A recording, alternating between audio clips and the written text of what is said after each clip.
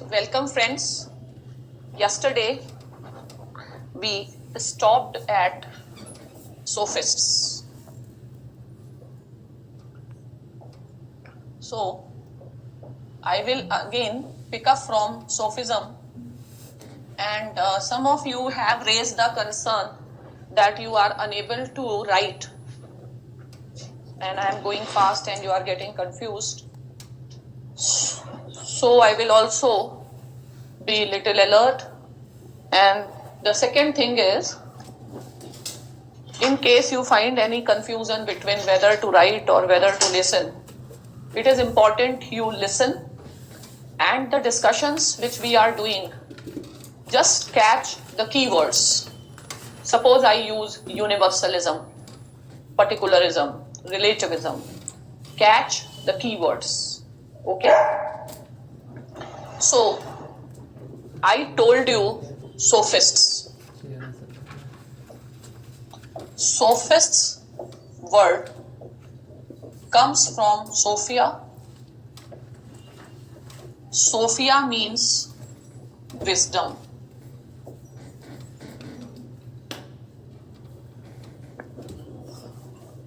Fine.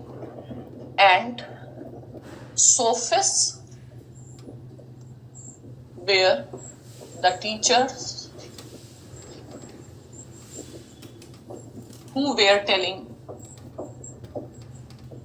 practical wisdom. If you have not written yesterday, I am just summarizing. Word sophist come from the word Sophia. Sophia means wisdom, and they were telling the practical wisdom. Okay? And they were teachers by profession. First, professional teachers. Teachers by profession means charging money. If they are charging money, they will be teaching the rich.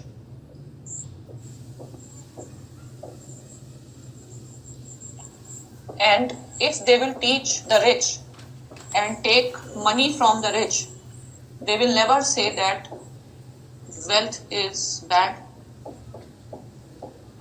So, what was the objective of their teaching? If you go to the sophist to learn something, what sophists will teach you? Sophists will teach you how to earn wealth. Now, the best way to earn wealth is by coming to power. So ultimately, sophists were teaching how a person can come to power. And the timing of sophism was after Peloponnesian War. The timing was democracy. So they were telling how in democracy one can come to power. So in democracy, one can come to power by swaying public opinion.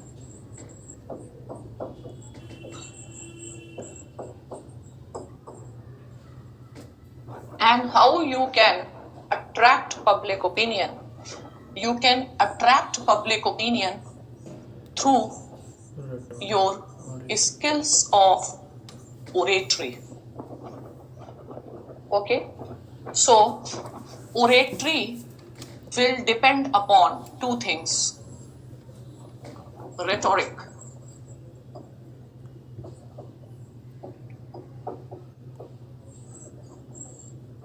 and the language. If you craft these two things, rhetoric, making a story, Fine. For example, Achhe Din or something like that.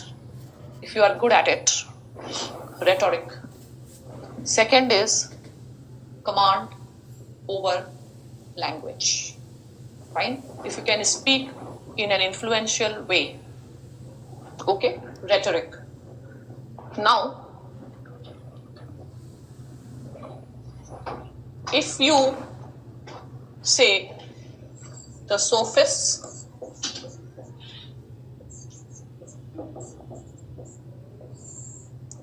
I told you Gorgias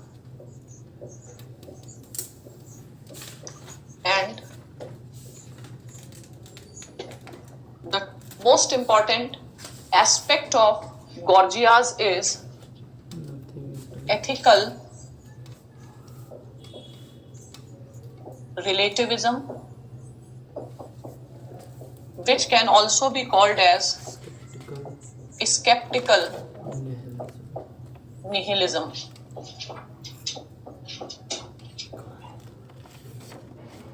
So it means nothing. What does it mean? Ethical relativism. So you have to understand, in contrast to universalism. So in the discussions, or many of you are asking this again and again, universalism versus relativism.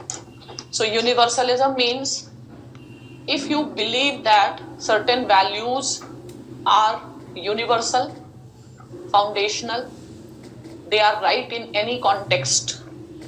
So your approach is universalistic. And if you believe that right and wrong will depend upon the context, then your approach is relativistic. Fine? And the example of universalism is universalism. The other word for universalism is foundationalism.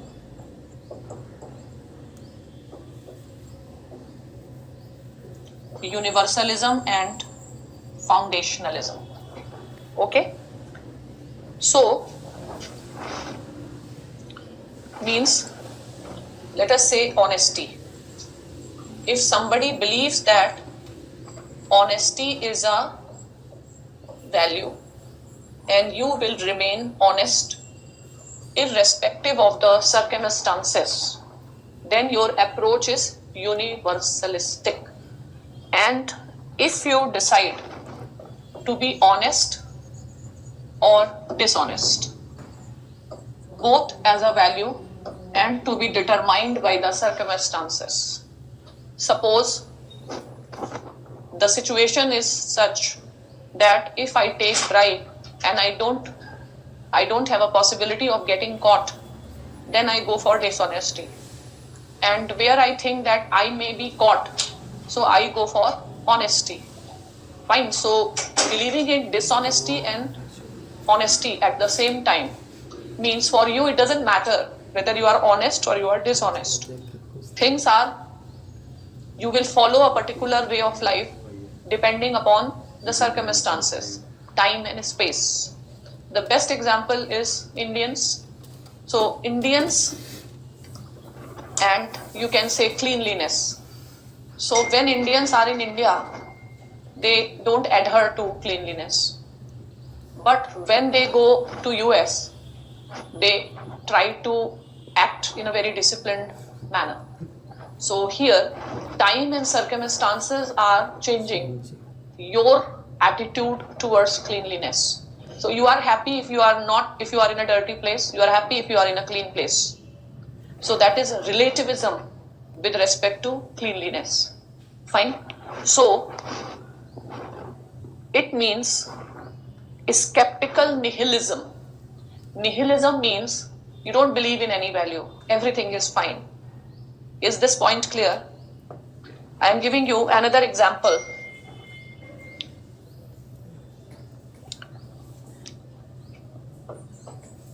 Universalist versus particularist. So suppose you are the person who will either drink tea or will not drink tea, whether you are in the north or you are in the south. Fine. So you have a universalistic approach for tea, but tea and coffee, anything will do, means ethical relativism or nihilism. You are not very specific about anything. Anything will do. So this Sophism was, one of the scholar of Sophism is Gorgias, and Gorgias is known for skeptical nihilism, means not believing in any value, any hierarchy of values, everything is fine. And he believes that, why skeptical nihilism? So I was telling, Greek philosopher Gorgias, his first idea is skeptical nihilism.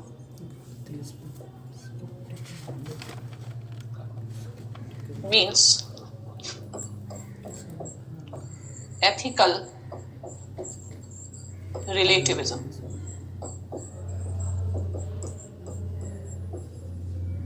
Means for you, honesty or dishonesty.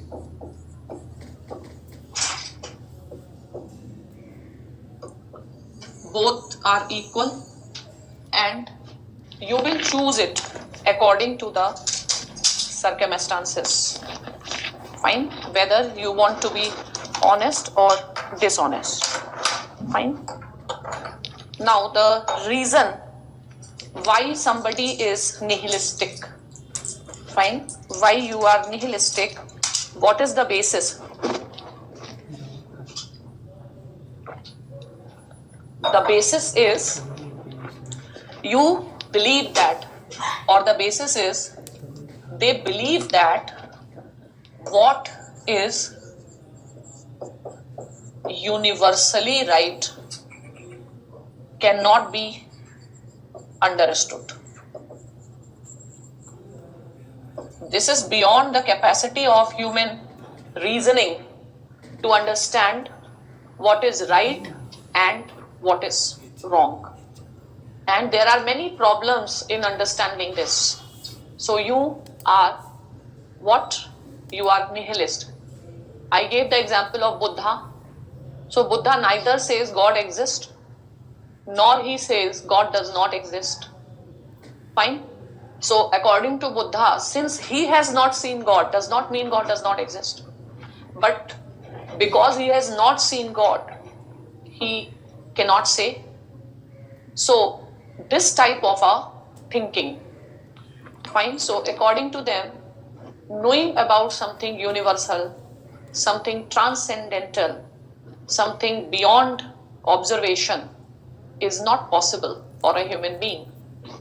Means nobody can say with surety God exists or God does not exist. Is this clear? So according to them, any way of life is fine. Nihilism. Fine. And nihilism means what? The philosophy of nihilism will also give rise to the idea of freedom. This norm or this norm, this custom or this custom, you are the one to decide. You are free. So many Western thoughts later on, you will find the origin in Sophism, and it's important. Fine. So yesterday I told Gorgias skeptical nihilism means ethical relativism, and why he is a skeptical nihilist, because he believes that there is no way to understand what is the ultimate reality or God. Fine. And hence for the sophists, what is real is this world. Okay? Just understand that in India also we have a conception of two words.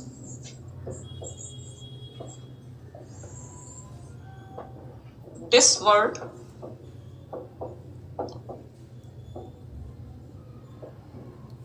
means the world in which we live. Fine. And in Indian philosophy, it is said that this world is a world of Maya. Maya means illusion. And there is another world. So when you die, you reach to another world. Fine. And this world is a world of God.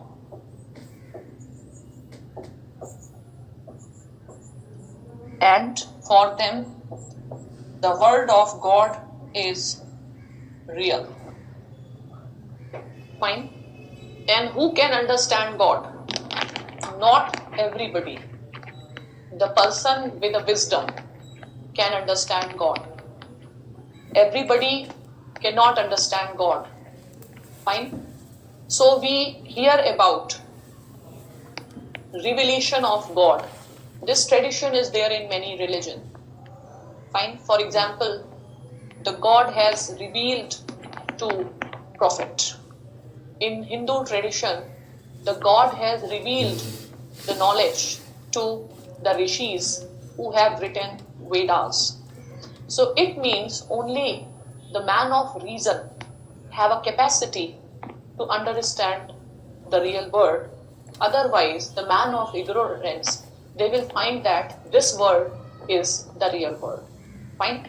So in the Western world also, yesterday you all were asking the meaning of ontology. Fine. So ontology is what? A science of existence. So if I believe that this world is a real world of existence and not Maya, then I am materialist.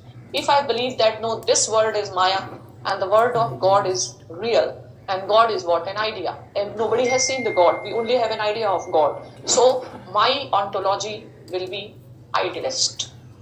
Fine. Now, let us understand, don't write anything, let us understand what will be the ontological position of sophists.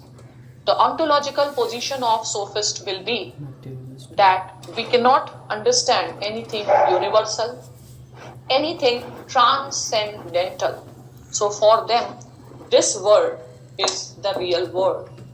So this world is not a world of illusion. Rather, this is the real world.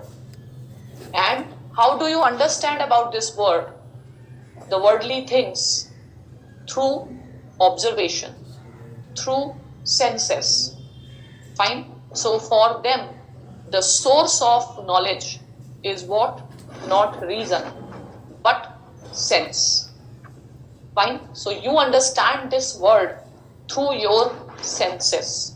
And this world is world of reality. Okay. So some of you may find it difficult. This is actually a background for many later topics. We will do human rights. In human rights, we will study two traditions, universalistic and relativistic. And then again we will come to and we can relate, okay, this is relativism. And the students are asking what is a difference between the ontology and epistemology. So now the point has come when you can easily understand the difference between ontology and epistemology. Fine. So I was telling you about Gorgias, and Gorgia has given skeptical nihilism. You should be in a position to understand it. Means for you everything is fine. Nothing is right, nothing is wrong. So skeptical real nihilism can be linked to ethical relativism.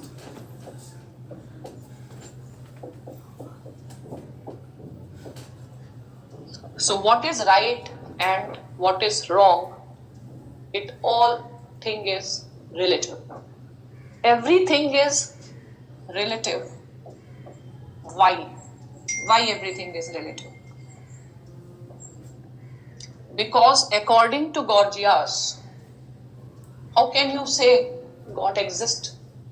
So, it is beyond the capacity of human beings to understand what is universal and what is transcendental. Transcendental means beyond time and space. So what Gorgias say, ignore it. Let us not waste our time on understanding transcendental. And the practical wisdom says that this word is real. This word means the world in which we live, which often in Hindu philosophy called as word of Maya or illusion. So which word is real? This word. Fine. So this word is made up of matter. Fine. And how do you understand this word? Through observation. How do you observe? Through your sensory organ, senses. Fine. Is this point clear? So now I felt some confusion with respect to ontology and epistemology. Fine. So the first word, ontology. Ontology means onto plus logic. Fine. Onto plus logic. And the meaning of onto is existence. Means what really exists. So, what will be the ontology of sophists? The ontology of sophists will be this word, material word. So, what really exists is this word, the material word. And for them, the word of God is a word of illusion. This is their ontology. What really exists? For them, I don't know God exists or not, but I know this word really exists. So this word means physical word, word of matter. So what really exists? The material word. So what is their ontology? Materialistic. Fine. So how do you know about this material world? Either when you see or when you touch. Can you see and can you really touch the actual God? No.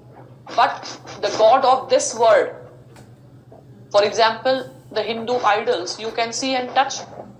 But that is just a symbol of God, not the real God. Fine.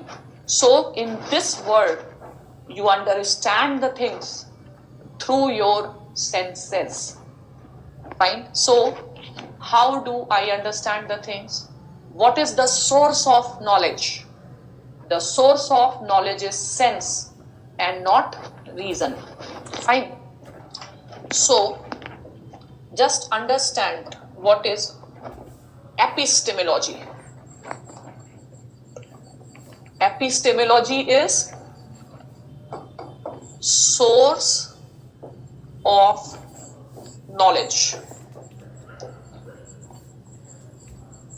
So their epistemology is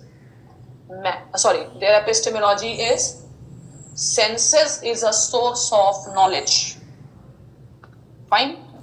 You understand things by sense. So ontology and your epistemology will be linked.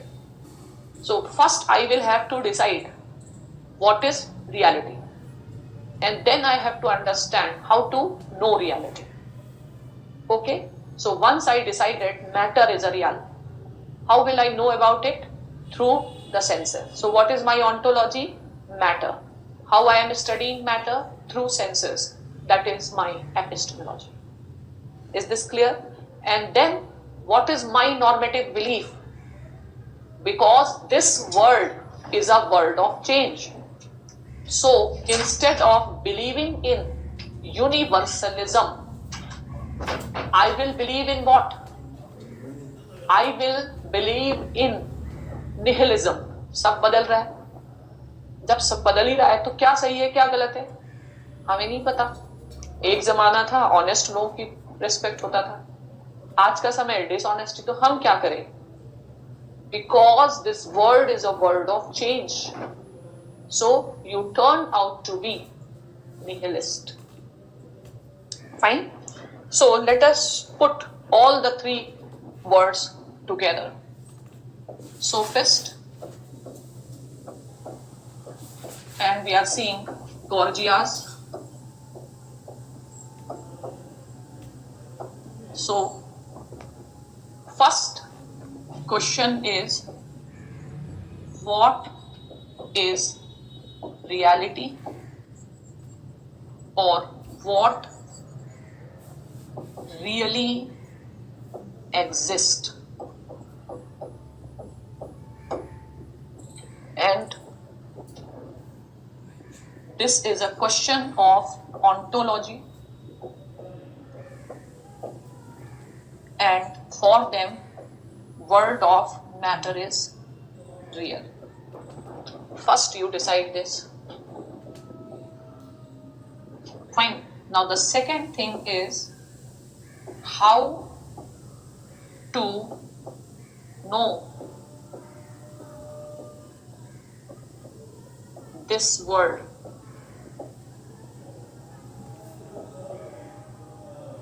Fine. So how to know means how to know. How to know means epistemology.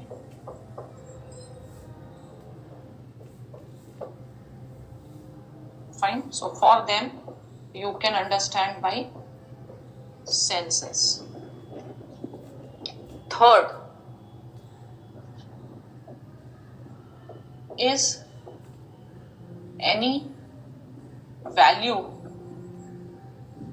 universal, transcendental. Value means anything that we value, any value like honesty and all, courage, we adopt. Fine. So their answer will be what? Their answer will be no value is transcendental. Fine. Now you ask why? Because this world is a world of matter. So this world is a world of change. When everything changes, no value is a value. Gone are the days in India when respecting our elders are the value. Today we don't respect because times have changed. Gone are the days when joint family was a value. Now the time has changed. So even if you want, you cannot manage the joint family because this world is a world of change. If everything changes, once we valued the joint family, today we value the nuclear family. Fine.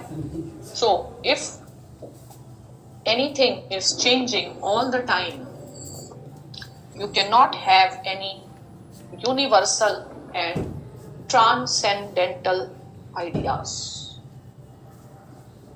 All of these positions will be criticized by Socrates or Plato. So, sophist school of thought, Western thought is a story. First, this thought will come and then its opposite thought will come. Somebody was also saying world of being and becoming. So they believe the world of matter is real. So world of scholars of becoming. All those who have not paid attention, at least watch this part of the lecture again to have a clarity over ontology, epistemology, universalism, nihilism, particularism, being and becoming. So now what Socrates will make a point to oppose this. To understand the sophist position, understanding of Gorgias is important. Fine. So now, yesterday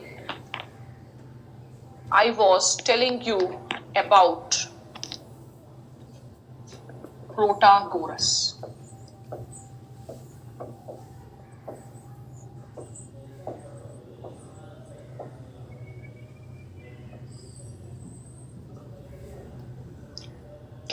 The most famous statement of Protagoras, the most famous statement of Protagoras. Write down Protagoras. You have to understand because later on we will be doing M.N. Roy. He is influenced by Protagoras. Fine. His most famous statement is, man is a measure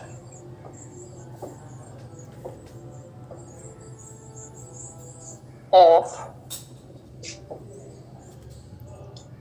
everything.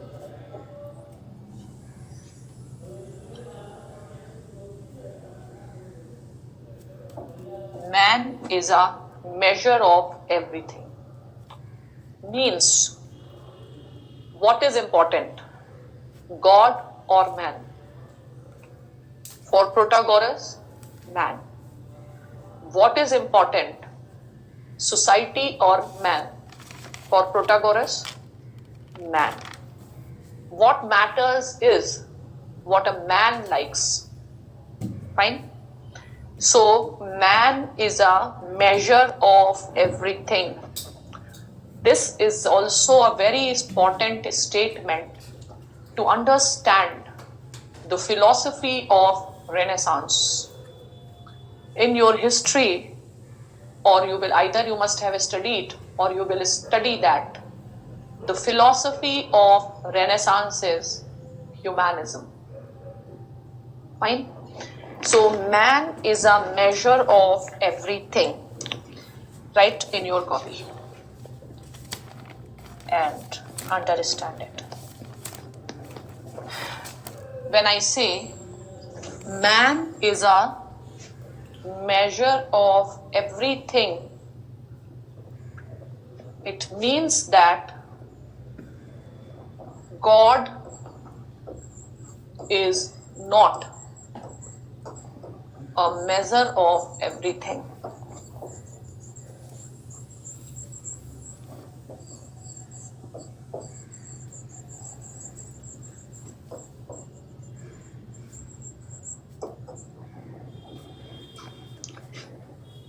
Fine.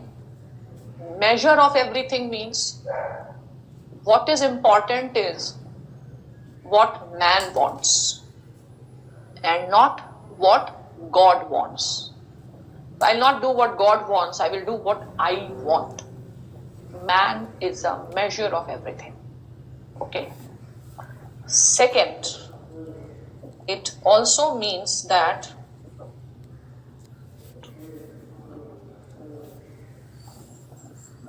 society is not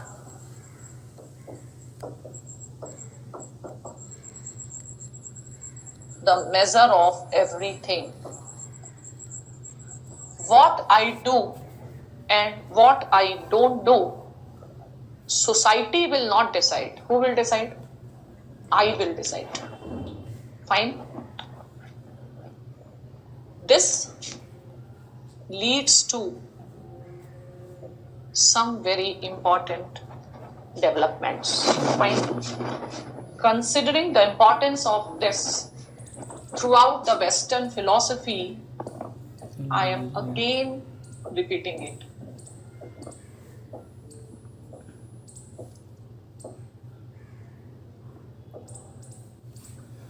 Protagoras,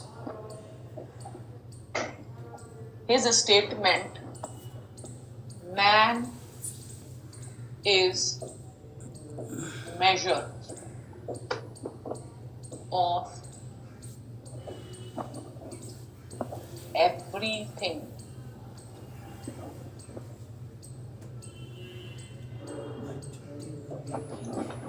Fine. If somebody asks you to explain this, man is a measure of everything, I will say that the first meaning is man and not God is a measure of everything. Man and not God is a measure of everything. Second,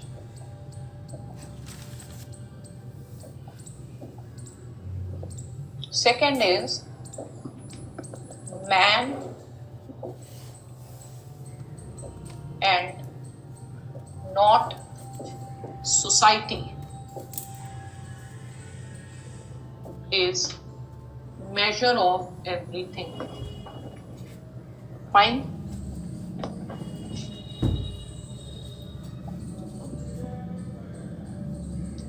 So what does it imply?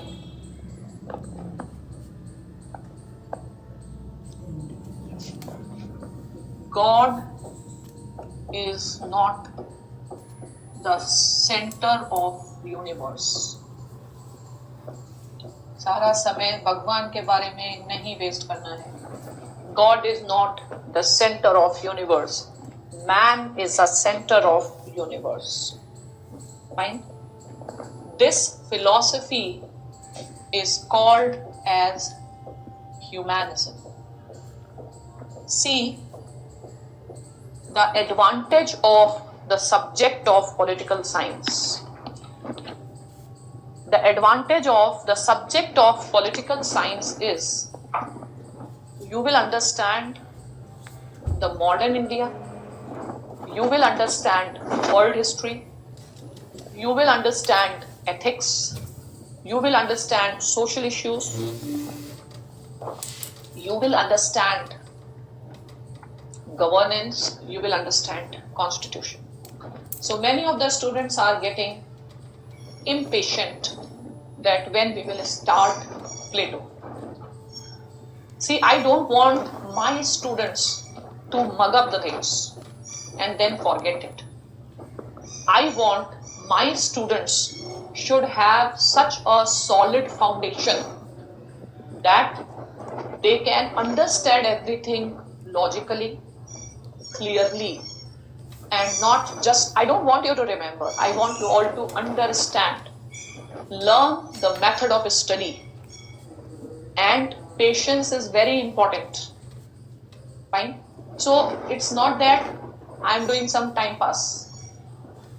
There is a importance of all these things, because otherwise when you will study, you will never have a confidence in what you are speaking. But if you understand conceptually, historically, you will talk with the confidence.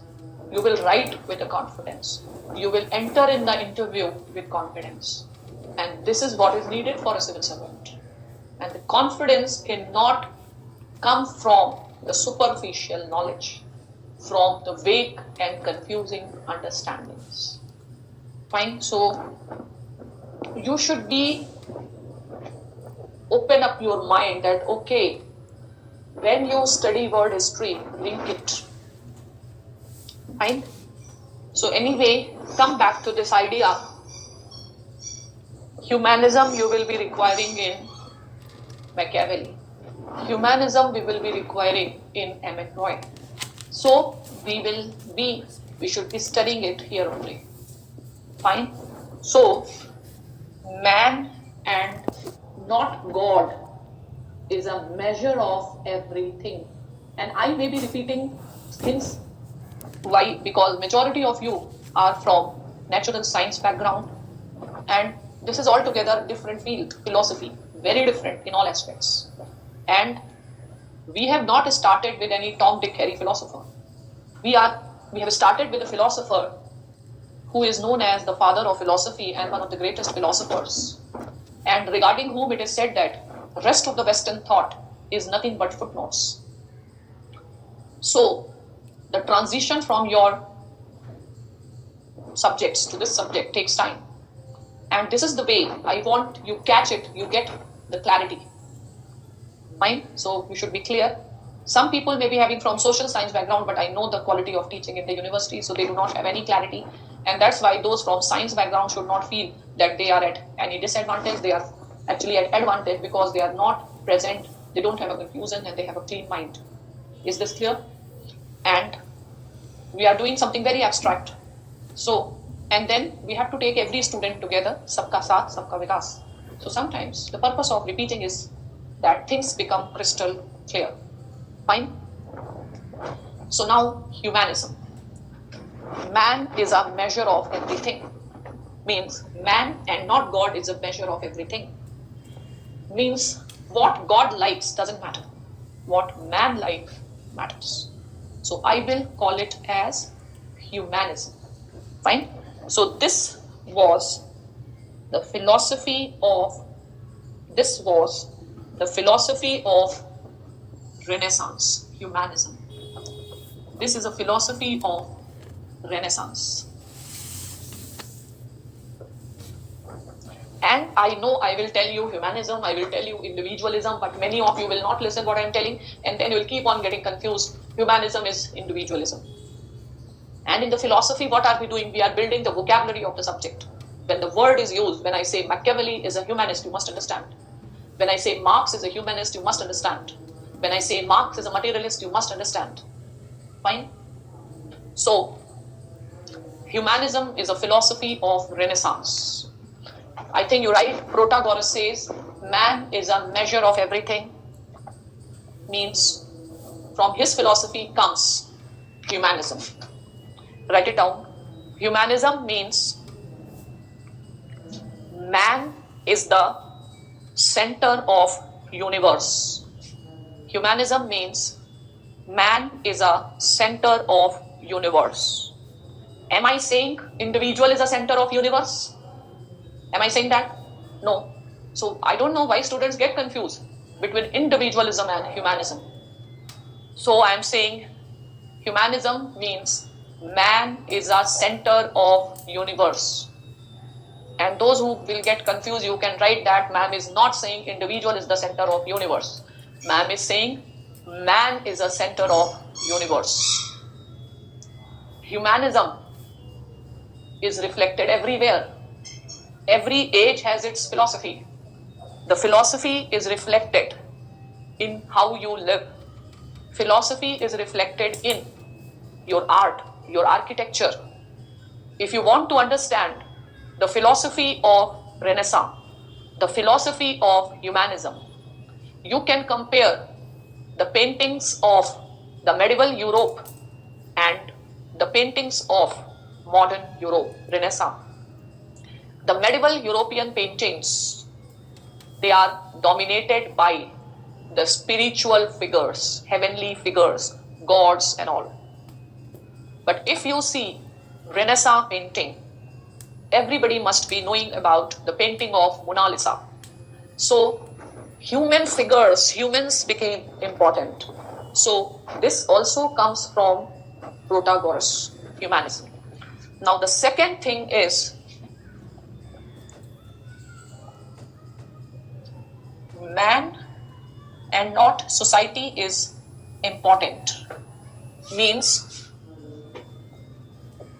individualism. This means individualism.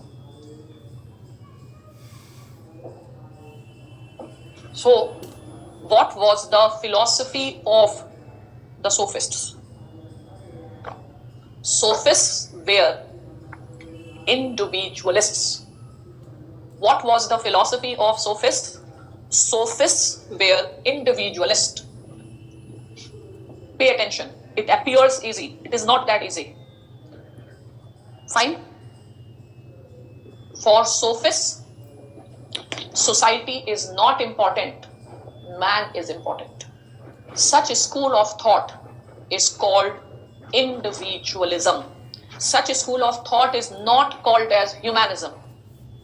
This ability, in a way, political philosophy will also help you in your logical reasoning and aptitude. Your analytical ability will increase. You can distinguish. Individual means individualism is a philosophy which does not say God is not important. Individualism is a philosophy which says society is not important. Fine? So, individual. And in the language of political science, now you should use this. There are two schools. Whole is prior to part. Whole means society, part means individual. But here, part is prior to the whole. Part is prior to whole. Whole is prior to part. Part is prior to whole. अब दिमाग लगाओ. Individualism, humanism same है. Is individualism, humanism same? No. How will you define humanism? Humanism is when you will say human and not God is the center. How will you define individual? When you say man and not society is important. Art is prior to whole. Is this point clear? So this is what the sophists were telling. So in your copies, you have written part is prior to whole. Now in your copies, just make a list of sophism. Sophism emerged when there was democracy, and the prominent sophists were Gorgias and Protagoras. What is a sophistic thinking? What sophists were teaching? Or what is a sophistic thinking? Ethical relativism or skeptical nihilism.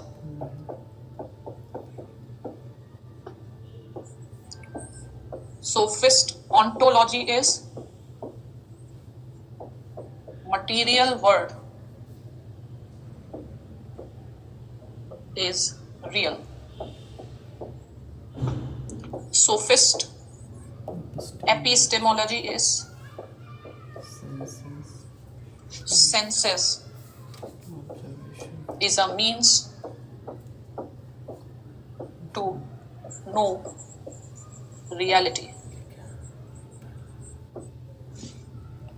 Then humanism, and then individualism.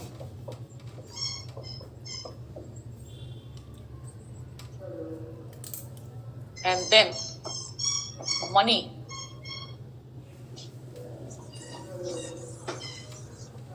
And then money and power is a source of happiness. And then learn rhetorics.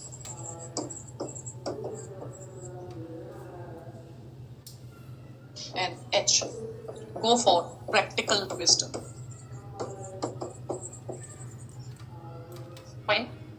Make a list of these things to understand what is sophism. So I am repeating the points. What you should understand why sophism, ethical relativism, skeptical nihilism, their ontology is materialist, their epistemology is sense perception, humanism, individualism, teaching rhetoric, money and power is a source of wisdom. Okay? So when, up till now you have not studied Socrates, but when you will study Socrates, what will you find? When you will study Socrates, you will find some differences. Fine? So on the left side, you can just write Socrates. So instead of ethical relativism, we will find universalism. In Socrates and Plato, we will find universalism. In terms of ontology, in Socrates, you will find what real exists, world of idea. So Socrates will be idealist. An idea cannot be known through senses. So the epistemology of Socrates will be what is real, what you have to study, idea. So you can understand by application of reason and not senses. Humanism, even Socrates will be humanist. Humanism is a characteristic feature of a Western philosophy. Individualism, no. This will also clear that every humanist is not individualist. For him, collectivism is more important. Collectivism is more important. Fine? And for Socrates, money and power is not a source of happiness. What will be the source of happiness? Knowledge.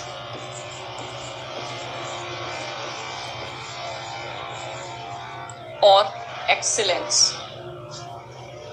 Fine? And what Socrates will say? To learn not rhetoric, but dialectics. And what Socrates will say?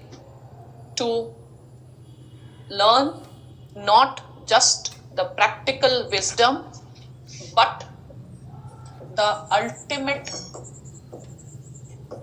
truth or wisdom. Fine? So all of you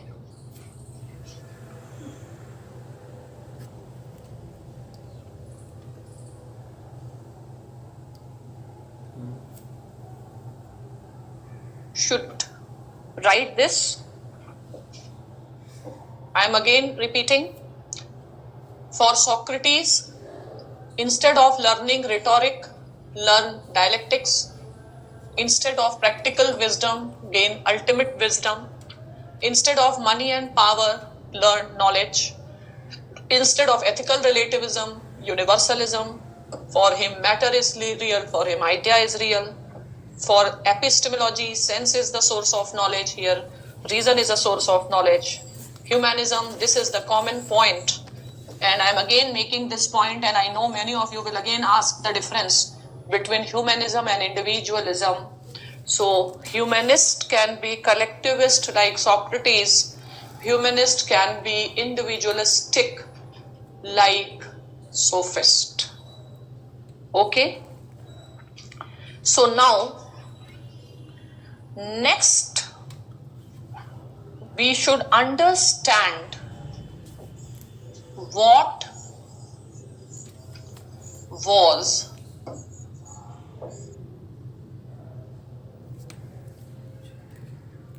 is the source of knowledge here. Reason is a source of knowledge. humanism, this is the common point. And I am again making this point, and I know many of you will again ask the difference between humanism and individualism. So humanist can be collectivist like Socrates, humanist can be individualistic like sophist. Okay? So now, next we should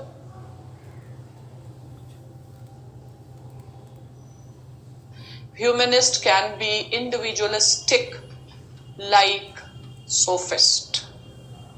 Okay? So now, next we should understand what was the consequence of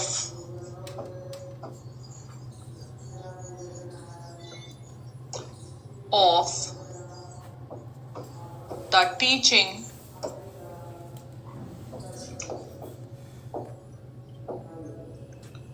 of sophists.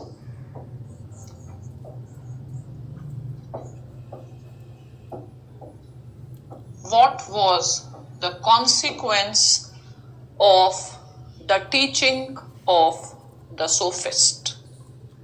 Fine. This will also tell you what was the reason behind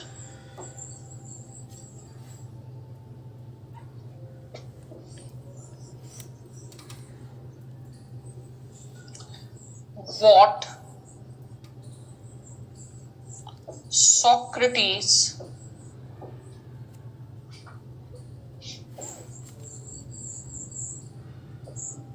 held.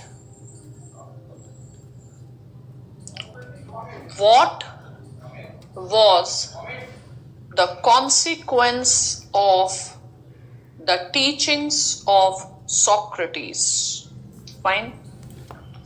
And what motivated Socrates to give his ideas? Okay. So let us understand the consequence of the teaching of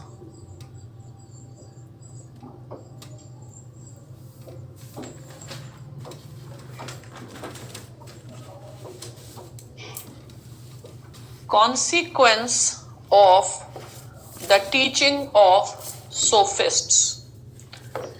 And I believe that you yourself is a best judge to understand the consequence. If I will say individual is more important than collectivity. Collectivity will be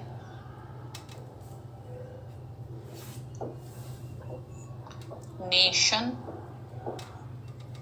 That time, if not nation, we will get confused. Collectivity means here, let us say state, or collectivity means society. And if the ruler knows my interests are more than that of the collective interest, what will happen? You will harm the nation or you will harm the state. Take the example of Mir Jafar. Society, you will also be not good for society.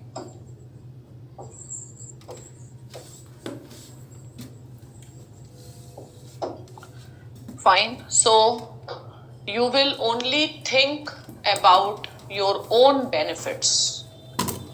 You will not think about society. Everybody will be concerned with their own interest. So if I say individual is important, society is useless, let it go. If I say my interest is important, let wherever the state goes. This attitude is going to harm the state. So number of times we see the news that some person in Indian High Commission has been accused of giving some sensitive data to Pakistan. Who will do all such things? For whom their individual interest will matter more over the interest of the nation. And if I will say, I don't care, let us take the example of any dictator. Let's take the example of dictator in Tunisia and who says, my happiness matters and let the society go. Or Libya, my happiness. What will happen? It is not good for society. And the important question is, do you think it is good for the individual? Because ultimately, you also live in society.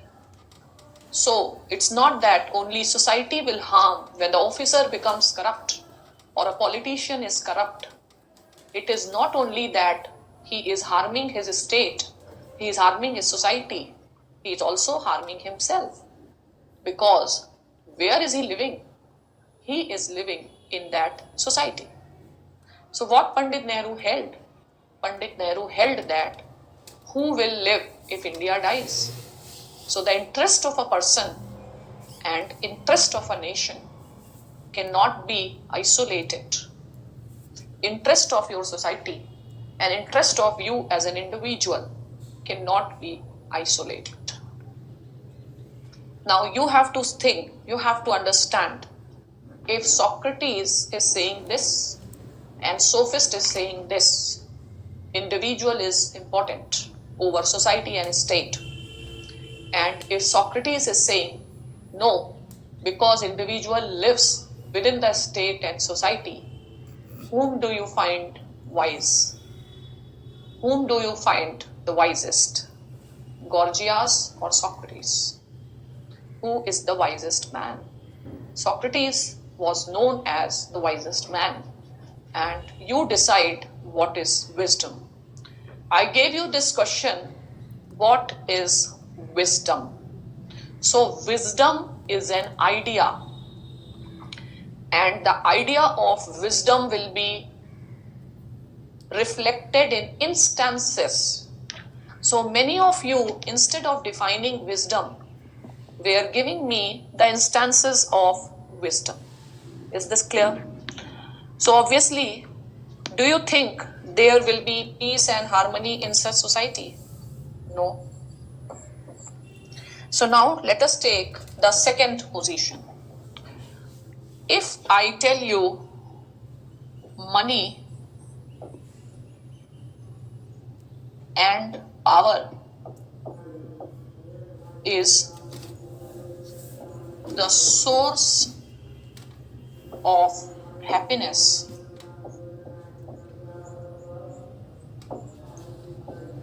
and nothing is wrong, plus I give you moral nihilism, it doesn't matter whether you are earning it by fair means or by corrupt means.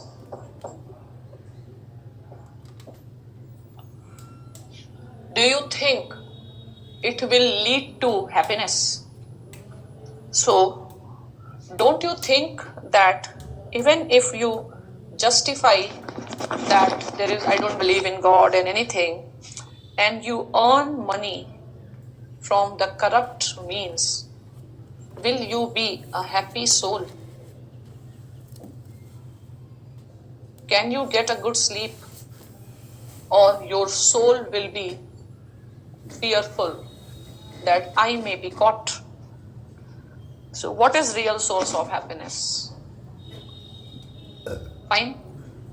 Again, if everybody will run after money and power, and money and power is limited by nature, will it not create a competition, money and power, and will it not create the conflicts in the society? You see that the violence in Indian politics is increasing. Criminalization in Indian politics is increasing because our so-called leaders, they believe that money and power is a source of happiness, and they have the unfulfilling appetite for money and power, even at the cost. Since money is so important and power is a source of money, you want to be in politics at any cost, at the cost of the life of the innocent persons, at the cost of taking the help of the criminals. So, what will you say about these scholars? What will you say about these politicians? Are they wise or they are ignorant?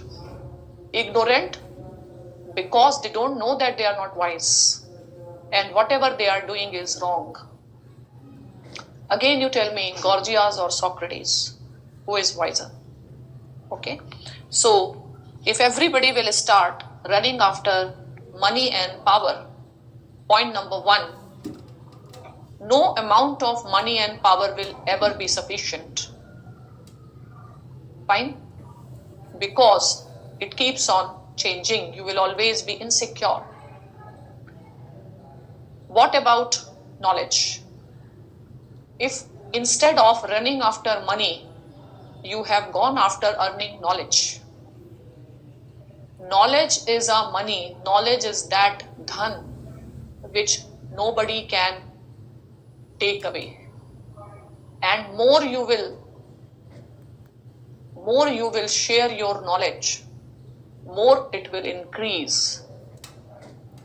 But whether we should run after money or knowledge, this is possible only when we get the true knowledge. So what happened was, the impact of the teachings was impact of the teaching of sophists.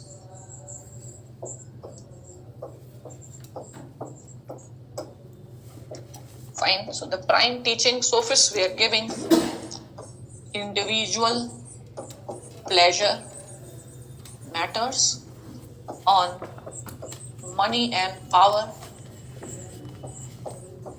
What is happening there? Rulers are corrupt.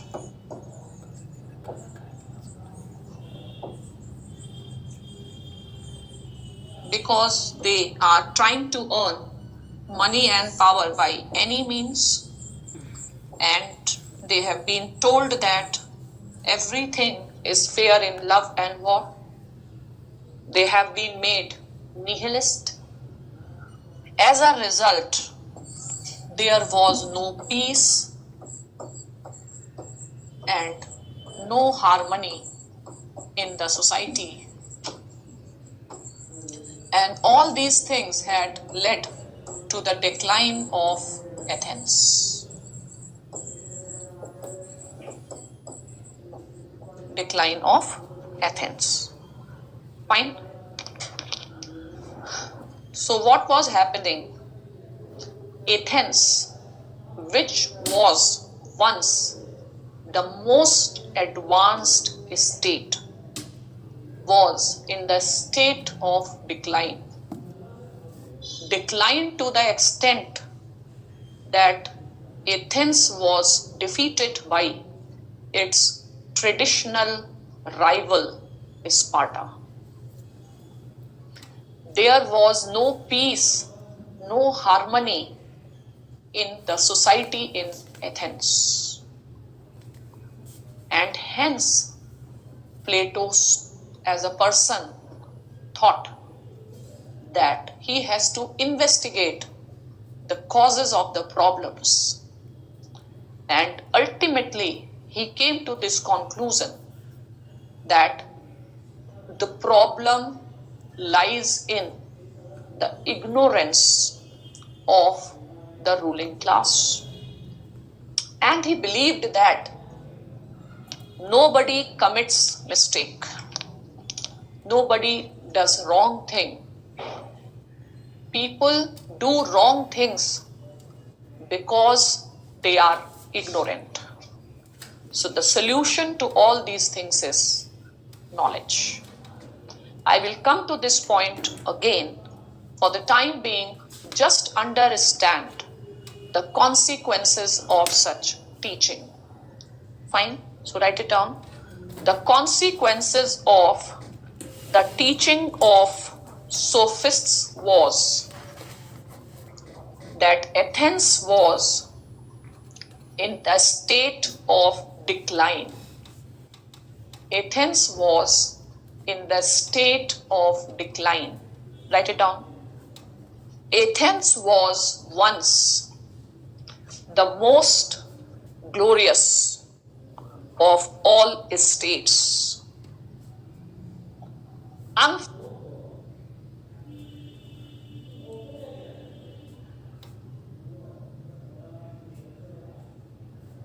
Unfortunately, Athens lost its glory.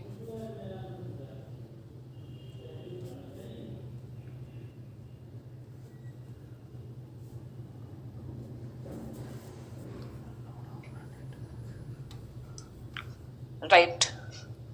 The decline of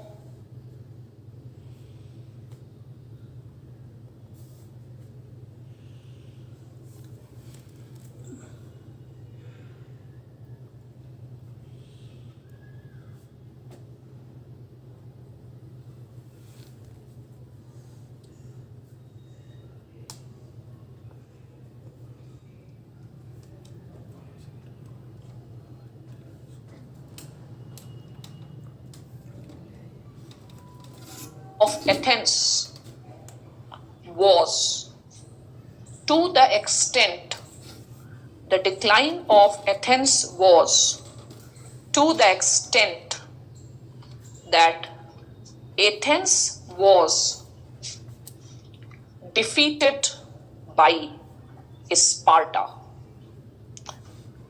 The decline of Athens was to the extent that it was defeated by Sparta. Underline, defeated by Sparta. Why I am emphasizing, right? Sparta was the traditional rival of Athens. So let us take the example of the cricket. The Indian team, suppose, loses to New Zealand. An Indian team loses to Pakistan. What will hurt you more?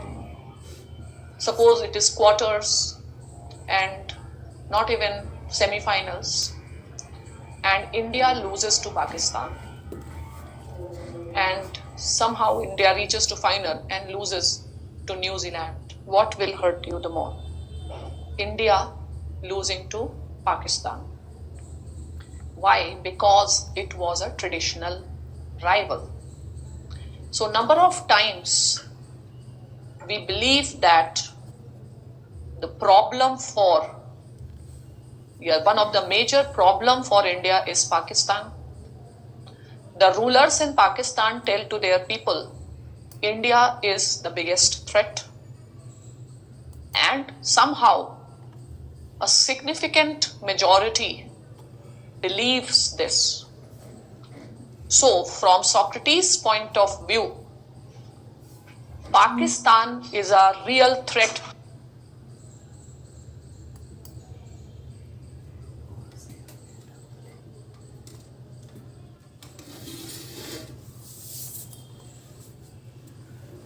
to India, or India is a real threat to Pakistan. This is a rhetoric. It is a rhetoric because the rulers do not want the masses to understand the reality. So the terrorist attacks take place, but the entire blame cannot be made on the state of Pakistan. And you will also have to look into the security lapses. You will also have to see if somebody is corrupt on our side. So your enemy is within. This is what Gandhi used to say. If you fight from your enemy, first you fight from the enemy within, the evil within. Same is in the Pakistan. The real enemy of Pakistan is not India. The real enemy of Pakistan is the highly corrupt army of Pakistan and the highly corrupt political class of Pakistan. At times we read about Bihar. Bihar is one of the Bimaru states. What is a reason for inability of Bihar to develop? What is the reason that people from Bihar, they go and they have to work in a very unfriendly environment in Mumbai or Delhi? Is Bihar a cursed land? Or the Biharis don't lack skill? What is the problem? The problem lies in the ruling class. If the ruling class is running after money and power, what will be the outcome? The Jungle Raj. Jungle Raj used to be the word applied for Bihar. What is Jungle Raj? Might is right. Where ruler is thinking only about his wealth and power. So is this the right way? Is this the solution? So what Plato found? The solution lies in the ignorance of the ruling class. And why the ruling class is ignorant? Because those who are teaching them are either themselves ignorant, or those who are teaching them are not doing justice with their work. They are teaching what the disciples want to hear. They are not teaching what they should hear. So I took the example of Bihar with no offense to any political party or any political leader. What will you talk about the Chara Ghotala? If the chief minister of the state does not know that the chara is for the cattle and not for the humans, you can imagine the state of governance. Now this is the question that we will find in Plato. And the solution is in knowledge. Solution is in making people knowledgeable. Without making people knowledgeable, at least without making the ruling class knowledgeable, you cannot have good governance. If good governance is not there, there will be no safety, no peace, no development. Life will be nasty, poor, brutish and short. Fine. So, the problems of the state are found in the system of education. So, the reform of education system, neglect of education system, reform without reforming the education system, you cannot achieve good governance. Okay. So now I will start Plato. And many of you will ask question, what happened to Socrates, ma'am? So within Plato, I will discuss Socrates. Why within Plato? Because Socrates himself has not written anything.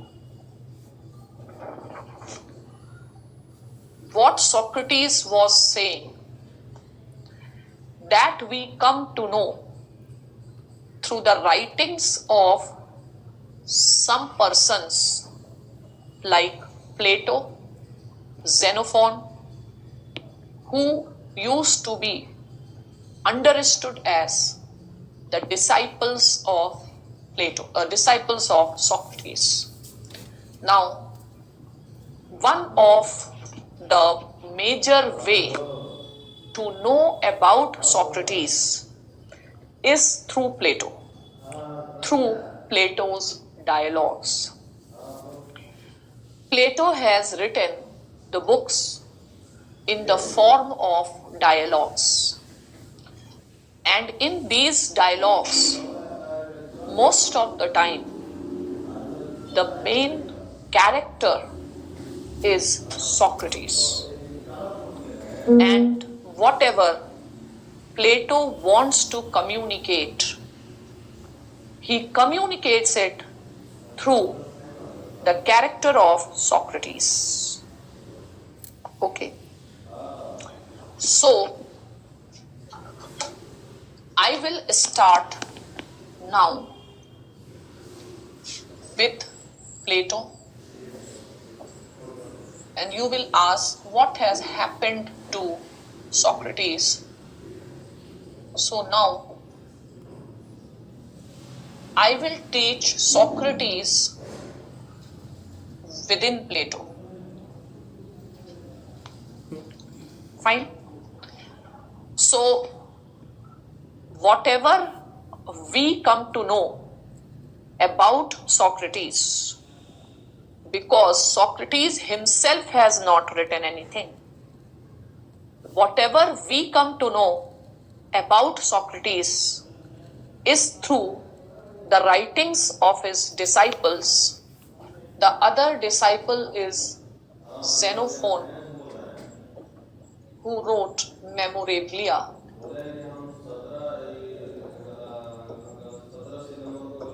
But since in our syllabus, this is not the thinker to be understood, it is not in our syllabus, and almost similar ideas. So basically, we will understand Socrates through Plato. Okay? So, as such, it is believed that Plato was disciple of Socrates. So, who was Plato? The disciple of Socrates. The student is the reflection of the teacher. If you are not a good student, it will mean I am a bad teacher. Whether you are successful or you will fail, people will ask, how many marks you got in political science? Who taught you? Fine. So ultimately, I will have to share the burden. So the relationship between a teacher and a student is so unique. And what a teacher is, you can come to know through the student. And hence, the teacher has to take care of the student because it's a matter of teacher's prestige. So, Plato is a disciple of Socrates. Socrates has not written anything. Whatever we know about Socrates, it is through the writings of his disciples. Out of all, the most important is Plato. So we come to know, in a political science, we come to know about Socrates through the dialogues of Plato. And Plato has written his books in the form of dialogues. And in these dialogues, Socrates is a main character. And whatever Plato wants to write, or whatever Plato wants to communicate, he communicates through the character of Socrates.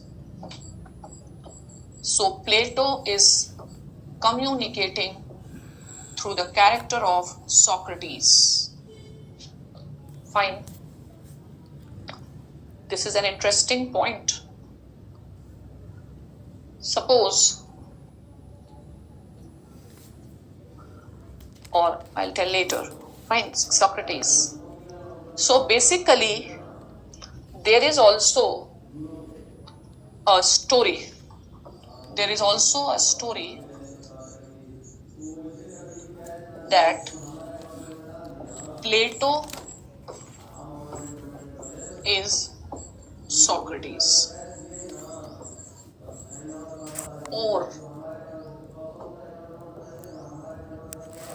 there was no one.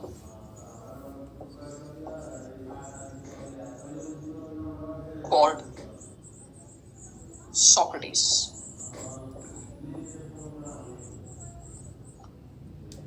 And or Socrates is the imagination of Plato.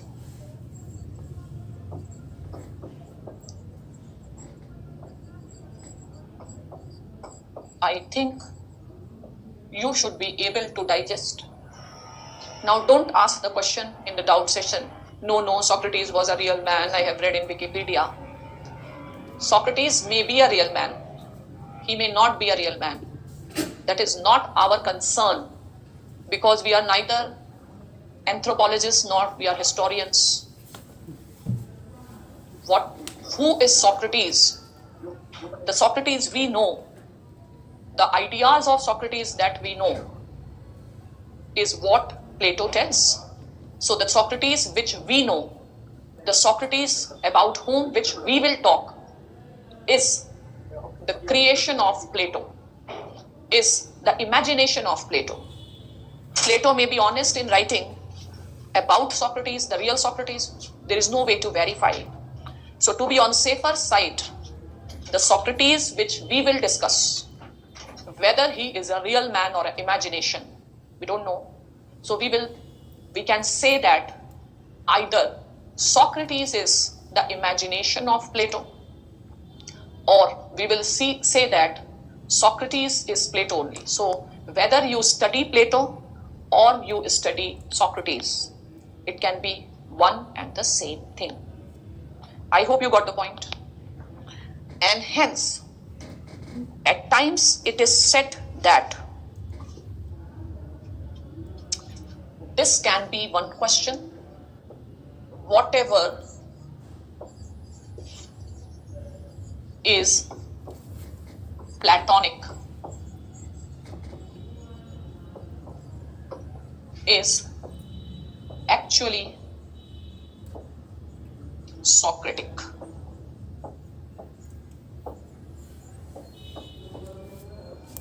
Whatever is Platonic is actually Socratic. We can also say that whatever is Socratic is Platonic.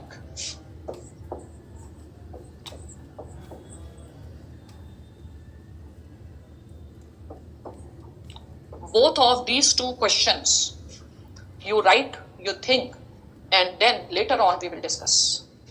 The question is, whatever is Platonic is actually Socratic. Means whatever we read in Plato's dialogue and whatever Plato wants to tell, Plato is not original thinker.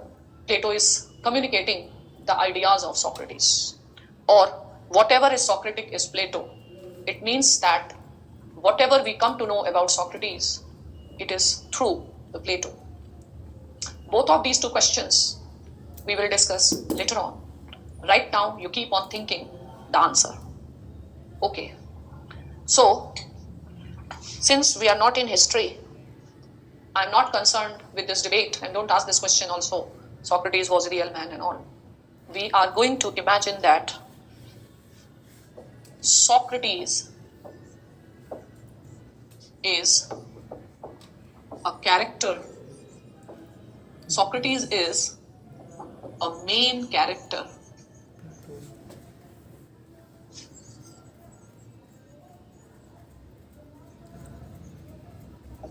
in Plato. This means Socrates is imagination of Plato.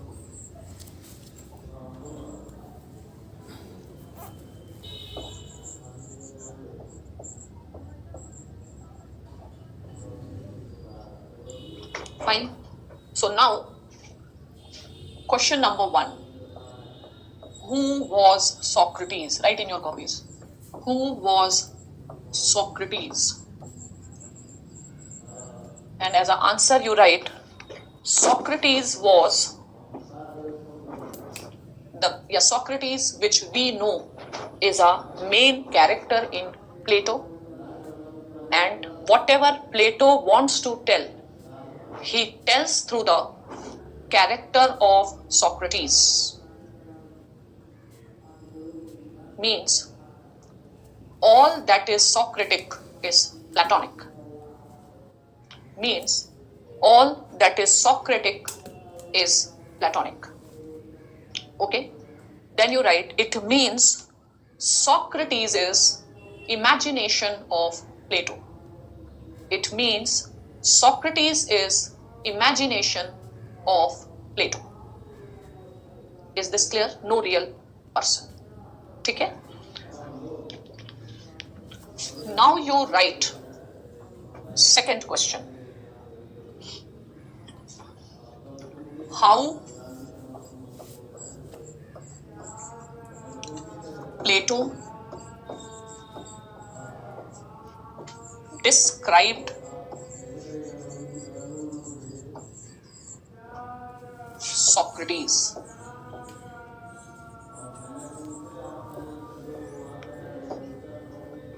How Plato described Socrates. Right? How Plato described Socrates. Plato described Socrates as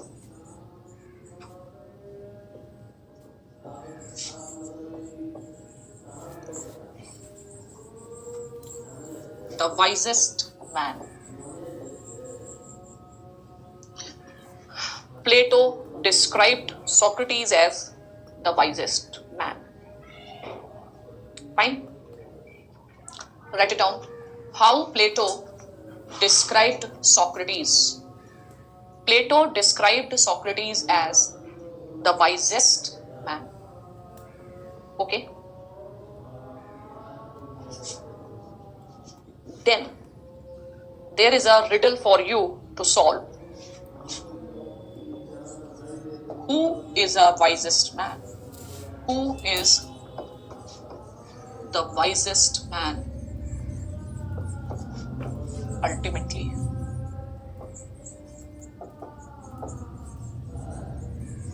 Write this question. Who is the wisest man ultimately? Fine. To write, Socrates is the wisest man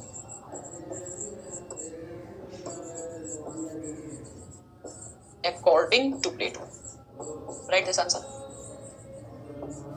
Socrates is the wisest man according to Plato. Fine.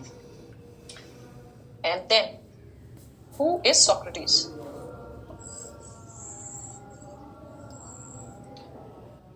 Actually, Plato is Socrates. Because Socrates is Plato's imagination.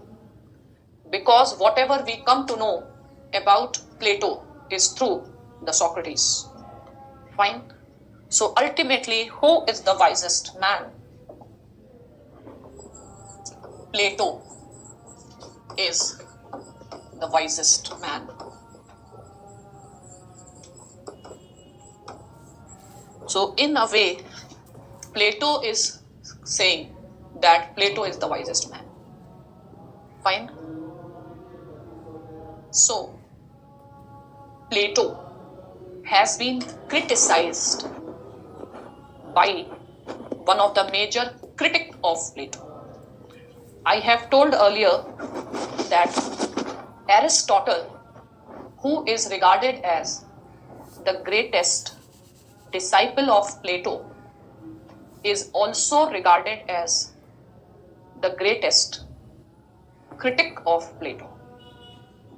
I am repeating, Aristotle, who was regarded as the greatest disciple of Plato, is also regarded as greatest critic of Plato.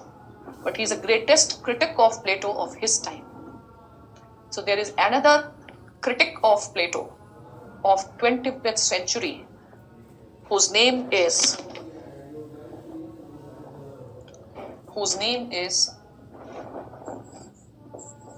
Karl Popper.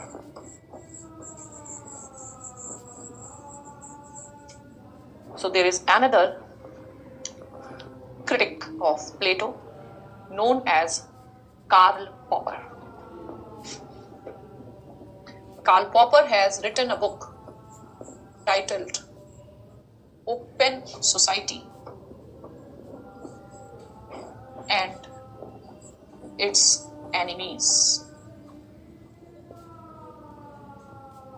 Open Society and Its Enemies. And Karl Popper has criticized 3 persons as the enemies of open society. First is Plato, second is Hegel, third is Karl Marx. Don't ask what is an open society because I will tell later. Even if I would not have told the title of his book, it would not have mattered. Fine. But right now what matters is not his book. What matters is what he tells about Plato. What Karl Popper tells about Plato. Karl Popper says that Plato was victim of his own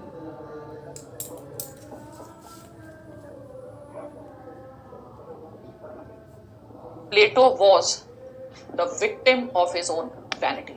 So according to Plato, he is the wisest man. Fine. So Plato, victim of his own vanity.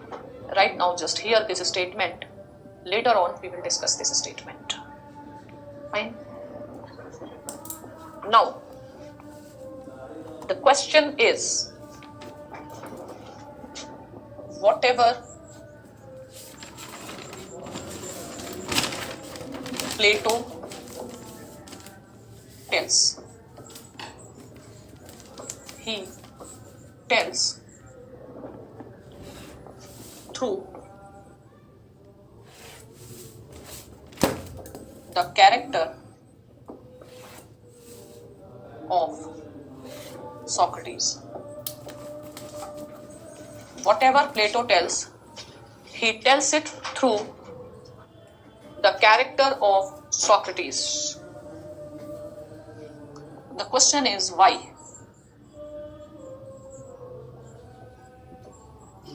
Why he does not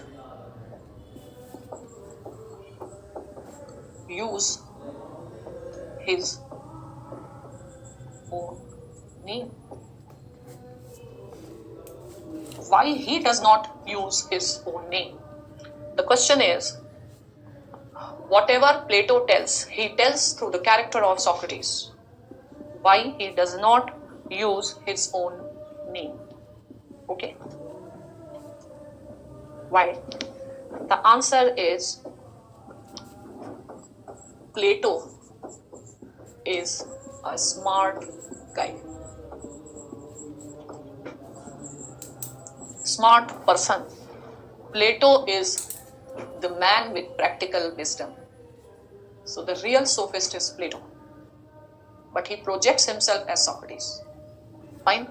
So Plato is very smart person. So first he has to tell something. And then he tells through the Socrates. And before that he establishes Socrates is the wisest man. It means that if you don't listen to what Socrates, which is actually Plato, is saying, you are fool. Okay? So if I tell you a story and I tell that this some great man has told, it will increase the weight of my argument or not? Is this clear? So see the smartness of Plato. First he establishes Socrates as the greatest, Socrates as the wisest man. After that, instead of speaking directly, he talks in the name of Socrates. First, so he escapes from the blame. Second, when he has already established Socrates as the wisest man, who will not agree with Plato are actually fools. I hope you have understood the smartness. So this is the smartness you will find in not only the politicians, but in the political philosophers. You may be most anti-national, but you can establish yourself as the most national. It's all rhetoric.